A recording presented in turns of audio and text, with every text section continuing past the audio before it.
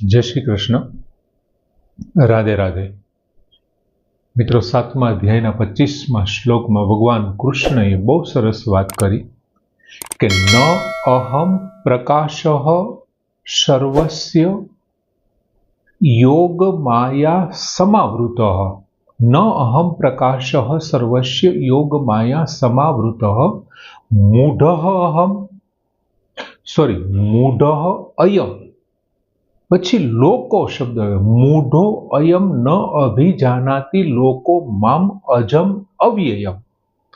ભગવાને એવું કીધું કે યોગ માયા સમાવૃત, યોગ માયાથી ઢંકાયેલો હું, અહમ એટલે હું, ન સર્વસ્ય પ્રકાશ, હું બધાની સામે પ્રકાશિત નથી થતો. મારી યોગ માયાથી હું ઢંકાયેલો રહું છું, દરેકની સામે હું પ્રકાશિત નથી થતો. પછી અયમ મૂઢ લોકો, આ મૂઢ લોક છે. જન સમુદાય કેવો છે તો કે ભગવાન કહે છે મૂઢ. મૂઢ અયમ લોકો ન અભિજાનાતી, જાણતા નથી. શું જાણતા નથી તો કે મામ, મને નથી જાણતા. કેવા નથી જાણતા તો કે અજમ અવ્યયમ, મને અજન્મા અને અવિનાશી તરીકે નથી જાણતા. એક સામાન્ય વ્યક્તિ જેમ જન્મ મરણ પામતો હોય ને એવી રીતથી મને લોકો જાણવા માંડે છે, અથવા એવો મને સામાન્ય ગણવા માંડે છે, અને એ એમની ભૂલ છે. એને કારણે હું મારી યોગ માયાથી ઢંકાયેલો રહ્યો છું. યોગ માયા સમાવૃત ન અહમ પ્રકાશ સર્વસ્ય, હું બધાની સામે પ્રકાશિત નથી થતો યાર. કેમ કે મને અજ તરીકે કે અવિનાશી તરીકે માનવા જ તૈયાર નથી એમ. અને હવે ભગવાન 26મા શ્લોકમાં વાત કરે છે કે વેદા અહમ સમતીતાની વર્તમાનાની ચ અર્જુન ભવિષ્યાની ચ ભૂતાની મામ તું વેદ ન કશ્ચન. ભગવાને આગળના શ્લોકમાં જે વાત કરી કે એ લોકો મને નથી જાણતા, મામ અજમ અવ્યયમ ન અભિજાનાતી, આવા તરીકે નથી જાણતા. પણ તો હું શું કરું છું? અને ભગવાન કહે છે વેદાહમ, હું જાણું છું. અહીં ભગવાન શું કહે છે કે અર્જુન, હે અર્જુન. પછી બીજી લીટીમાં શબ્દ આવ્યો ભૂતાની, કે જે પ્રાણીઓ, અર્જુન, હે અર્જુન, ભૂતાની, જે પ્રાણીઓ, સમતીતાની, સમતીતાની એટલે પૂર્વે થઈ ગયેલા, જે ભૂતકાળમાં વર્ષો પહેલા જે થઈ ગયા છે. બીજું, મનુષ્ય વિશેની વાત નથી કરી, ભૂતાની શબ્દ પ્રાણીઓ વિશેની વાત છે. દરેક પ્રાણીઓ, એમાં મનુષ્ય આવી ગયો, કેમ કે માણસ એક સામાજિક પ્રાણી છે. અત્યારે પણ આપણે સ્વીકારીએ છીએ. સમાજશાસ્ત્રીના પિતા જેને આપણે માનીએ છીએ સમાજશાસ્ત્રના, એ એરિસ્ટોટલે જ પોતે વ્યાખ્યા આપી હતી કે મેન ઇઝ સોશિયલ એનિમલ, માણસ એક સામાજિક પ્રાણી છે. અહીંયા ભગવાન શું કહે છે કે સમતીતાની, સમતીતાની એટલે પૂર્વે થઈ ગયેલા, ભૂતાની સમતીતાની, જે પ્રાણીઓ પૂર્વે થઈ ગયેલા, ચ અને વર્તમાનાની, વર્તમાનમાં હયાત છે, અત્યારે જેવો છે, ચાલુ કાળની અંદર જેવો છે, ચ અને ભવિષ્યાણી, ભવિષ્યમાં થનાર છે. જો સમતીતાની એટલે પૂર્વે થઈ ગયેલા, ચ વર્તમાનાની અને વર્તમાનમાં હયાત છે, ચ ભવિષ્યાની અને જે ભવિષ્યમાં થનાર છે, તે બધાને વેદા અહમ, અહમ એટલે હું, વેદ એટલે જાણું છું, હું જાણું છું. તું, પરંતુ, કશ્ચન કોઈ પણ, શ્રદ્ધા ભક્તિ વિનાનો કોઈ પણ, મામ ન વેદ, મને નથી જાણતો, એ મને જાણી નથી શકતો. મને જાણવું હોય તો શ્રદ્ધા ભક્તિ વાળો ભક્ત જ મને જાણી શકે, બીજાનું કામ નહીં. એક તો શ્રદ્ધા હોવી જોઈએ અને મારો અનન્ય ભક્ત હોવો જોઈએ. ભક્ત હોય તો જ એનામાં શ્રદ્ધા, અથવા શ્રદ્ધા હોય તો જ ભક્ત હોય, નહીં તો ન થઈ શકે એમ.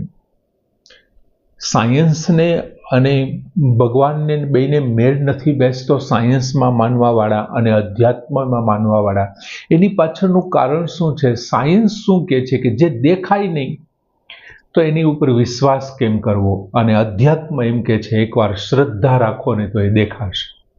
આમ બેના ફંડા જુદા છે, અધ્યાત્મનો અને સાયન્સના મૂળભૂત સિદ્ધાંતો જુદા છે. અહીં ભગવાને વાત કરી જે પૂર્વે થઈ ગયા છે તે અને અત્યારે જે હયાત છે અને હવે પછી જે થવાનારા છે તે બધા પ્રાણીઓને વેદાહમ હું જાણું છું. તું પરંતુ મામ મને કશ્ચન કોઈ પણ વ્યક્તિ શ્રદ્ધા ભક્તિ વિનાનો કોઈ પણ ન વેદ જાણતો નથી અથવા જાણી શકતો નથી.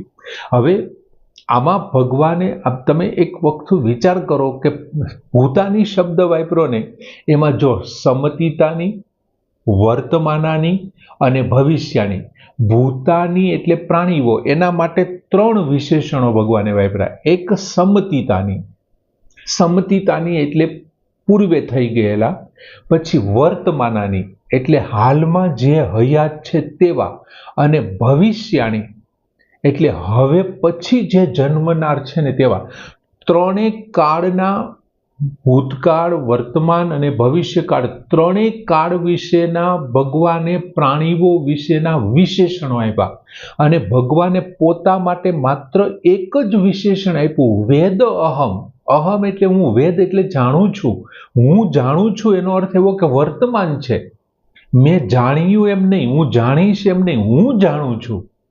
હવે તમે વિચાર કરો, પેલા થઈ ગયેલાને અત્યારે હું જાણું છું, હવે પછી થનારને એમને પણ હું જાણું છું, ને અત્યારે છે એમને તો હું જાણું જ છું. 3 કાળ માટે, 3 કાળના લોકો માટે 3 એમને વિશેષણો આપ્યા પ્રાણીઓ માટે, અને ભગવાને પોતા માટે એક જ વર્તમાનનું વિશેષણ આપ્યું, વેદ અહમ હું જાણું છું.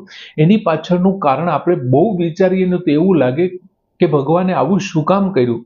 તો કે ભગવાન છે ને એમને કોઈ કાળ સાથે કોઈ લેવા દેવા છે જ નહીં.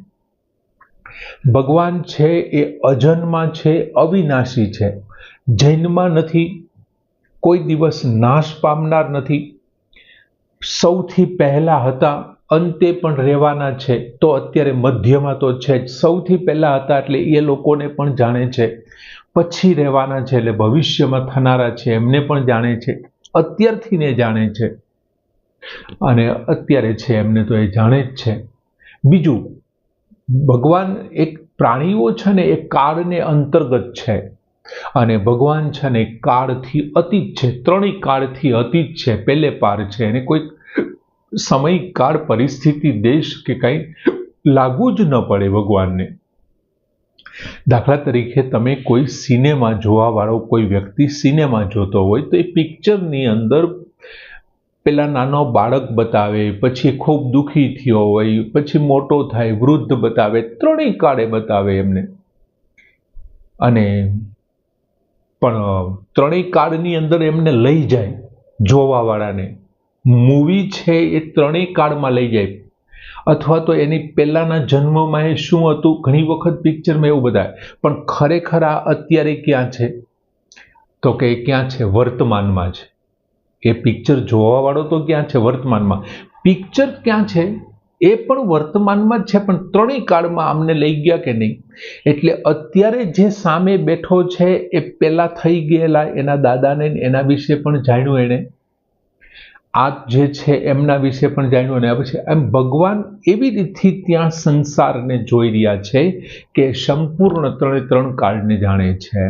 એટલે પિક્ચર છે એ મૂળ વર્તમાનમાં છે, પણ એમ છતાં જોવાવાળાને 3 કાળનો અનુભવ કરાવનારું છે. એટલે ભગવાન છે ને કાળથી અતીત છે, એટલા માટે 3 કાળને જાણે છે. બીજું, સ્થળ હોય, કાળ હોય, વસ્તુ હોય, વ્યક્તિ હોય, આ બધું બદલાતું રહે છે, સતત બદલાતું રહે છે. આપણે આ ઘણી વખત ચર્ચા કરી છે કે કોઈ પણ વસ્તુ સ્થિર નથી, સ્થાયી નથી, પ્રત્યેક ક્ષણે એ બદલાઈ રહ્યું છે. અને પણ ભગવાન કેવા છે, તો કે ભગવાન જેવા હતા તેવા ને તેવા છે, એનામાં કોઈ જાતનો ફેરફાર, સિંગલ કોઈ બદલાવ નથી, એનામાં કોઈ પણ પ્રકારનો ફેરફાર નથી. અને ભગવાન તેમના તેમ છે, અને બાકીના બધી સ્થળ, વસ્તુ, પરિસ્થિતિ, વ્યક્તિ આ તે બધા બદલાઈ રહ્યા છે, અને આ એકદમ અવિનાશી, અવ્યય છે, કોઈ પણ જાતનો એમાં બદલાવ જ નથી થતો. બીજું, જે કોઈ પ્રાણીઓ છે પછી એ સમતીતાની એટલે કે પૂર્વે થઈ ગયેલા હોય, વર્તમાનાની અત્યારે હયાત હોય, કે પછી ભવિષ્યની કોઈ પણ પ્રાણી હોય, એમનું જ્ઞાન કેવું છે, તો કે સીમિત છે. મારું અને તમારું જ્ઞાન અમુક કક્ષા સુધીનું જ છે, સીમિત જ્ઞાન છે. જ્યારે ભગવાનનું કેવું છે અસીમ છે, એમની કોઈ સીમા જ નથી. એમના જ્ઞાનની કોઈ સીમા જ નથી, કેમ કે જ્ઞાનની શરૂઆત જ ત્યાંથી થાય છે. એમ કોઈ વ્યક્તિ એવો કદાચ બને કે યુઝાન યોગી બની અને કોઈના વિશે જાણી શકે, ભૂત ભવિષ્ય અને વર્તમાનને કોઈના વિશેની માહિતી લઈ શકે, પણ ભગવાનને એ પ્રયત્ન કરીને યોગમાં ખૂબ આગળ વધીને પુષ્કળ પ્રયત્ન કરીને એવું થઈ શકે, પણ ભગવાનને તો આવા પ્રયત્ન પણ ન કરવા પડે. શું કામ ન કરવા પડે? તો કે ભગવાન છે યુઝાન યોગી નથી, એ તો યુક્ત યોગી છે. વિના પ્રયત્ને બધું પ્રાપ્ત કરેલું છે, યુક્ત યોગી જેને કહેવાય. એટલે સર્વ સંસારને સંપૂર્ણ રીતે જાણે છે. એટલે ભગવાન અહીંયા શું કહે છે કે આ ત્રણેયને વેદાહમ, હું જાણું છું એમ. પણ આ લોકો મને નથી જાણતા. બીજું, પ્રાણીઓ, દરેક પ્રાણીઓ છે ક્યાં રહે છે? અંતે તો બધા ભગવાનની અંદર જ રહે છે. વિશ્વરૂપ દર્શનમાં ભગવાન બધા અર્જુનને બતાવે છે, જોઈ લે આ બધા.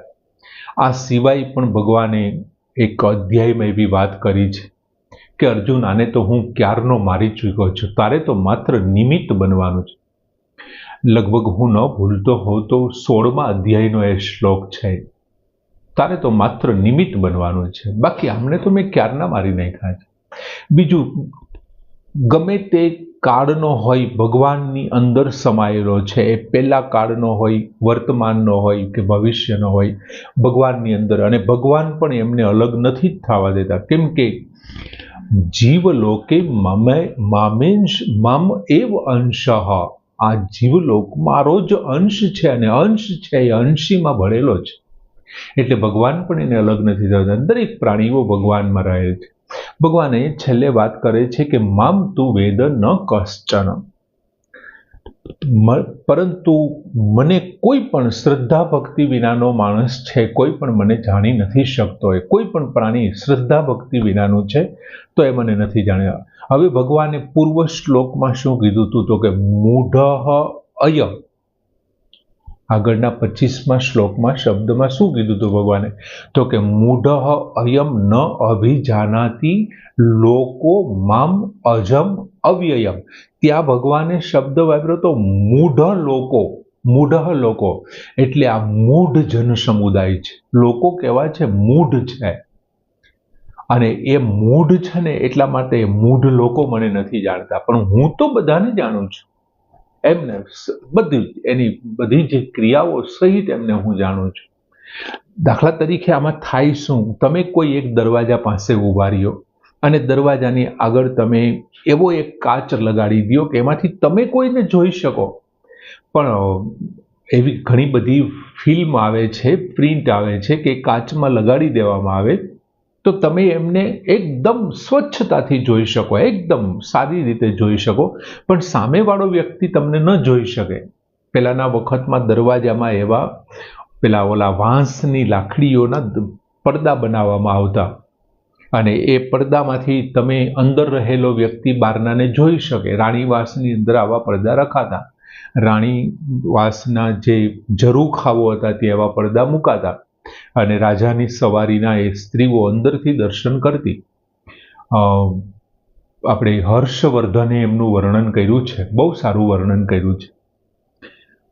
એટલે હર્ષવર્ધનમાં વર્ણન આવે છે, એના લખનારનું નામ ભૂલાઈ ગયું, પણ બહુ સરસ વર્ણન છે. એ પડદા પાછળ ઊભા રહી અને એ સ્ત્રીઓ દર્શન.